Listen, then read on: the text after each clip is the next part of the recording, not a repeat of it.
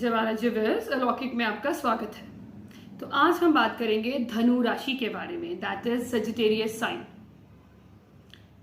ये एक द्विस्वभाव राशि है, दैट इज ड्यूअल साइन है, और इसका जो एलिमेंट है, इसका जो तत्व है वो है अग्नि, दैट इज फायर। ये राशि का जो रूलर है that is Jupiter, that is हमारे गुरु बृहस्पति। बृहस्पति इस राशि के लॉर्ड हैं। कालपुरुष कुंडली में ये नवम घर को रूल करती है, और नवम घर को हम मानते हैं house of luck, house of fortune, house of भाग्य, house of long distance travel, और इसे हम हायर लर्निंग भी देखते हैं। ये घर हमारे को हाउस ऑफ जस्टिस भी होता है। यहाँ से हम अच्छे लॉयर्स, अच्छे टीचर्स, प्रोफेसर्स और अच्छे गुरुज देखते हैं। तो धनु राशि में आपको कहीं ना कहीं गुरु के तत्वों का हमेशा ही एक बहुत इम्पॉर्टेंट रोल देखने को मिलेगा। वैसे तो हमने काफ़ी सारे वीडियोस बनाए हैं एरीज से लेके धनु राशि तक, तो आप वो राशि आप उनके बारे में जान सकते हैं। जो भी प्लैनेट आपके उन राशियों में हैं वो किस तरह से बिहेव करते हैं के बारे में समझना है कि द्विस्वभाव राशि क्या है। आप एक राशि का पूरा डिटेल वीडियो है, आप उसको जाके ज़रूर को हम बृहस्पति को हम प्लैनेट ऑफ प्रॉस्पेरिटी देखते हैं, प्लैनेट ऑफ अबंडेंस देखते हैं, planet of higher learning, wisdom, planet of happiness देखते हैं, हैप्पीनेस, और कहीं ना कहीं ये ग्रोथ का भी कारक है। तो ये मतलब इस राशि को एक बहुत ही लकी राशि भी माना जाता है। रूलर है दैट इज बृहस्पति। तो कहीं ना कहीं इस राशि पे कहीं ना कहीं बृहस्पति देवता की हमेशा कृपा दृष्टि रहती ही रहती है। अब ये राशि के बारे में जो बात कर रहे हैं, that can be your moon sign and that can be your lagan. Lagan means आपका असेंडेंट। धनु राशि के लोग होते हैं वो लोग काफ़ी स्मार्ट और काफ़ी जोवियल, काफ़ी हंसमुख तरीके के होते हैं, और काफ़ी उनकी डायनेमिक पर्सनालिटी होती है क्योंकि फायर एलिमेंट होता है। मोस्टली देखा गया है कि जो धनु राशि के लोग होते हैं they are very studious, means उनको पढ़ने लिखने का बहुत शौक होता है। They love to study, they are full of wisdom. तो कहीं ना कहीं उनके लिए दे क्रेव फॉर नॉलेज। उनकी जो जिज्ञासा है नॉलेज को अटेन करने में, हर चीज़ को सीखने में, quest for knowledge has no bounds. मतलब जो इनकी जो जिज्ञासा है, जो ये नॉलेज के लिए जो इनके लिए ग्रीड है, वो ग्रीड के लिए उस नॉलेज को अटेन करने के लिए they can go to any height. उनके फ्रेंड्स भी बहुत जल्दी बन जाते हैं।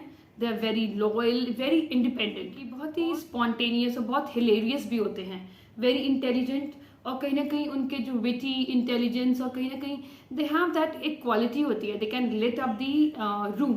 मतलब अपने जोक से या अपने एक क्वालिटी होती है कि किसी भी बात को एक बहुत अच्छी कहानी के रूप में बताना। मतलब they are good in telling tales.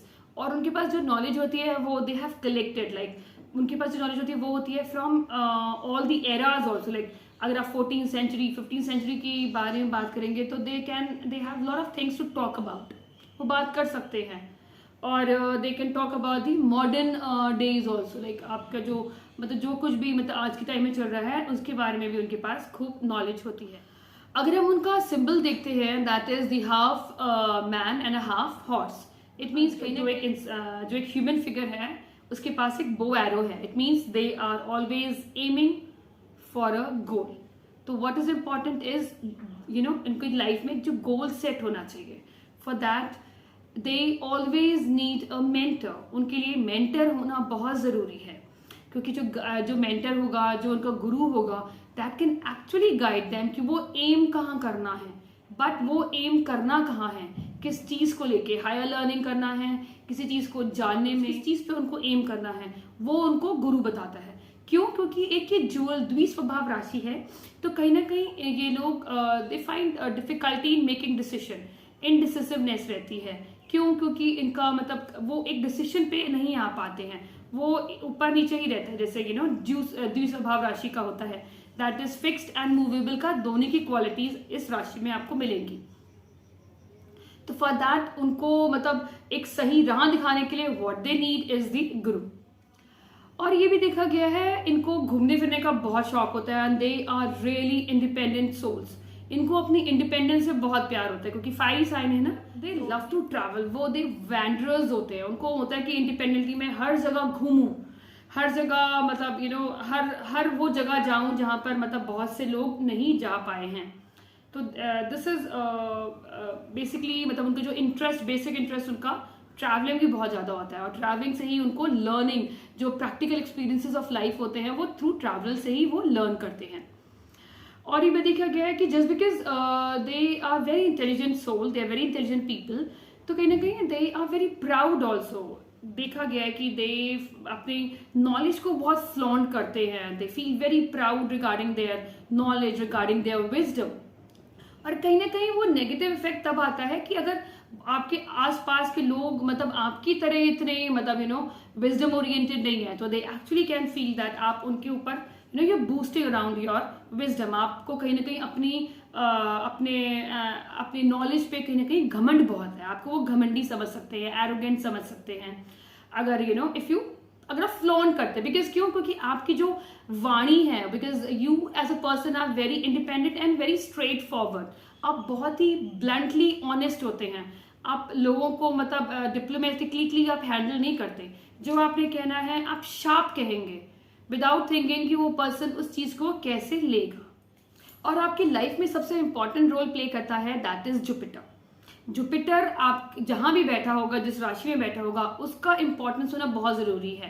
And the second factor is that कि सेजिटेरियस धनु राशि में कोई बैड एफ्लिक्शन नहीं है, मींस कोई बुरे प्लैनेट नहीं बैठे, या कोई सैटर्न या मार्स का कोई वहां पर मतलब एस्पेक्ट नहीं है। उसकी वजह से कहीं अगर एस्पेक्ट होता है तो कहीं ना कहीं आप देखेंगे जो सेजिटेरियस वाले होंगे वो मतलब कहीं ना कहीं कंफ्यूज सोल रहते हैं। अगर आपका Jupiter is a good condition तो आप अपनी लाइफ में बहुत अच्छे ग्रो करोगे। अगर एफ्लिक्शन में है ये राशि तो कहीं ना कहीं आपके अंदर कंफ्यूजन बहुत ज्यादा रहेगा, आप कोई एक मेजर डिसीजन लेने में ही बहुत प्रॉब्लम आएगा आपको। सो गुरु is really important for you. आप अपनी लाइफ में एक अच्छा गुरु जरूर चुने, that is the most important aspect of your life. ये 9th हाउस को डिनेट करती है। 9th हाउस हमारा डीएनए, हमारे पूर्वज, हमारे एंसेस्टर्स होते हैं।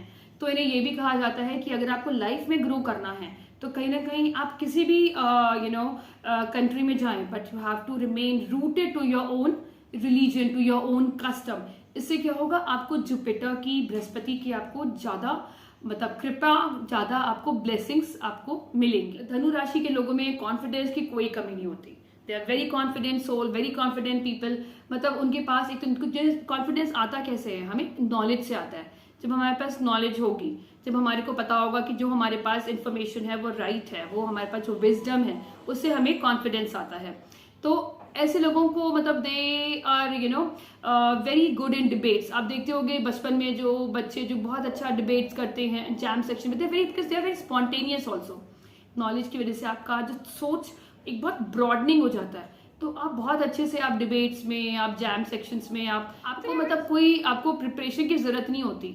आपको कोई भी चीज है, you are very spontaneous, very confident. आपको कभी घबराहट भी नहीं होगी कि इफ यू अगर आपको लोगों के सामने क्राउड में यू वोंट फील अनकंफर्टेबल, और कहीं ना कहीं आपके अंदर घबराहट नहीं आएगी कि अगर if you been put on that stage in front of crowd तो आपके अंदर घबराहट, बिकॉज ये एक बहुत ही ऑप्टिमिस्टिक राशि है।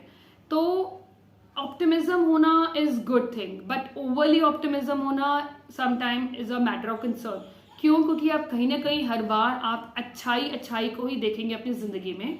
आप कहीं ना कहीं उसका जो रूट है, आपका रूट प्रॉब्लम है या डीप रिसर्च करने की कहीं जरूरत है, वहां आप जाना ही पसंद नहीं करेंगे। आप you always want to get attracted and surrounded by optimism और मे बी गुड थिंग्स। तो कहीं ना कहीं ये कहा जाता है कि हर चीज के लिए, कई बार रिलेशंस में, कई बार आपको करियर की ग्रोथ में भी आपको एक लाइफ में कभी ना कभी आपको इंटरनली या डेप्थ में जाना पड़ता है। तो जब इन कामों में उनको बड़ी उलझने होती है या बड़ी प्रॉब्लम्स होती है, तो वो optimism is good, but you need to understand कि आपको एक हर चीज की नॉलेज होना जरूरी है, उसके प्रोज, उसके कॉन्स।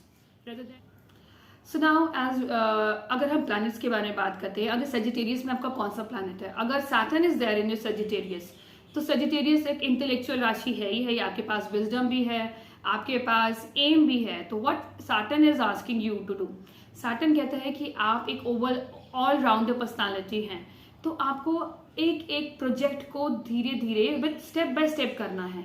ये नहीं कि इकट्ठा सारा प्रोजेक्ट आपने ले लिया और आपने इधर उधर स्कैटर कर दिया अपनी energy. So what Saturn is asking you, Saturn is asking you कि आप जो भी काम करें सबकी सलाह लें, सबको इन्वॉल्व करें और अपने विजडम से देखें कि क्या बेस्ट है, और एक काम को पूरा करने के बाद ही दूसरे काम की तरफ जाए। क्यों? क्योंकि ये ड्यूअल राशि है, द्विस्वभाव, तो वो जल्दी जल्दी बोर भी हो जाते हैं लोग। तो ये कर लिया, थोड़ी देर बाद वो भी कर लिया, तो वो आधा बीच में छूट गया।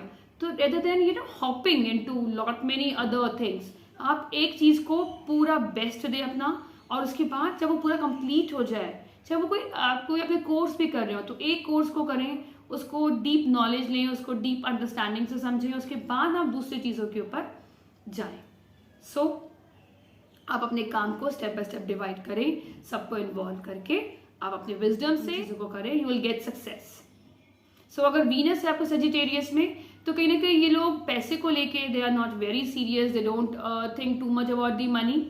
तो उन्हें कहा जाता है कि आप जो भी डोनेशन करें, कुछ भी करें, तो आप वो चीज़ लोगों को बता के करें, लोगों को आप सोसाइटी से जुड़ें, आप सोसाइटी के बेटरमेंट के लिए कुछ काम करें। तो देखेगा, क्योंकि जुपिटर, जब वीनस जुपिटर की राशि में होगा मीन्स दोनों गुरु, तो कहीं ना कहीं आपको ग्रोथ ज़्यादा मिलेगी जब आप सोसाइटी को भी साथ लेके चलेंगे। अगर मरकुरी है आपका सेजिटेरियस में, तो मरकुरी क्या कहता है? मरकुरी ये कहता है कि कहीं ना कहीं आपको एक मेंटर की ज़रूरत है।